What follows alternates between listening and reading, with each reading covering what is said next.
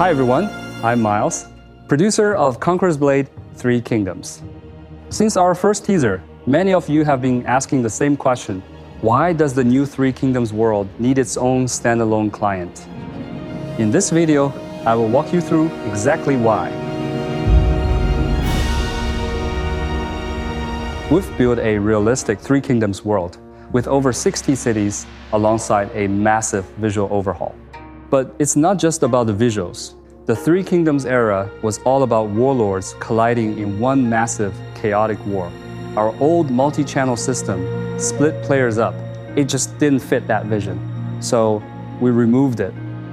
Now, every single player shares one unified map. You're stepping into a living world where you'll face rival factions, shifting borders, and real strategic choices. Terrain is no longer just for show. We've completely rebuilt the road system. If your army takes the main roads, you move faster and save food, but you're out in the open. Taking the rough terrain is slow and costly, but it keeps you hidden. We're also introducing a morale system. Combats aren't just about stats and skill anymore. If your army's morale breaks, you may lose the battle. Now, let's talk about heroes and units. The changes here are massive. We've redesigned weapons with new models, combat feedback, and skill sets. We're also bringing in the one-handed sword, twin sword, halberd, and the crossbow to give you a unique combat experience tailored to this world.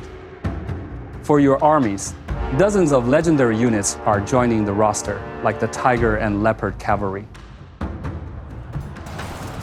We've scaled up unit sizes to make fights feel more intimidating. Recruitment is now tied to geography.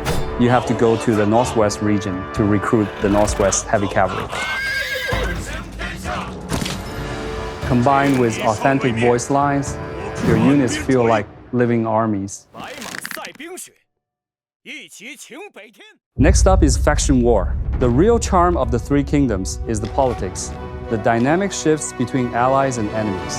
To capture that, we completely overhauled how factions work. NPC faction relationships are no longer static. They evolve based on the state of the war.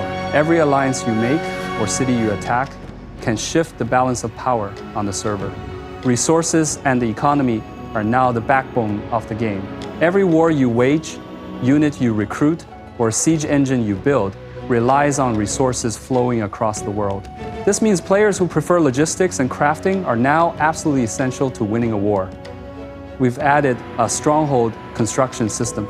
Every city on the map can be upgraded and fortified by players. Cities won't just easily reset back to level 1. They are long-term strongholds that your faction needs to manage and defend. You'll also see a complete Han Dynasty military rank and official title system. From basic ranks to high officials, every battle you fight and contribution you make translates into real status and identity. Another huge addition to the world is the massive war zone, offering maps larger than 8 square kilometers. With expanded borders and complex routes, tactics completely change. There is a lot more room for frontline combat, backline support, and troop deployment.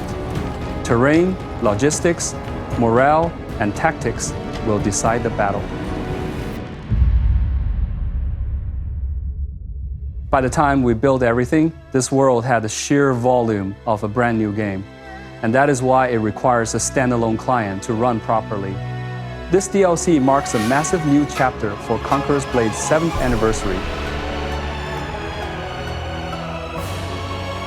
Alongside our upcoming anniversary events, we're also upgrading the CBL to match the feel of 3 Kingdoms.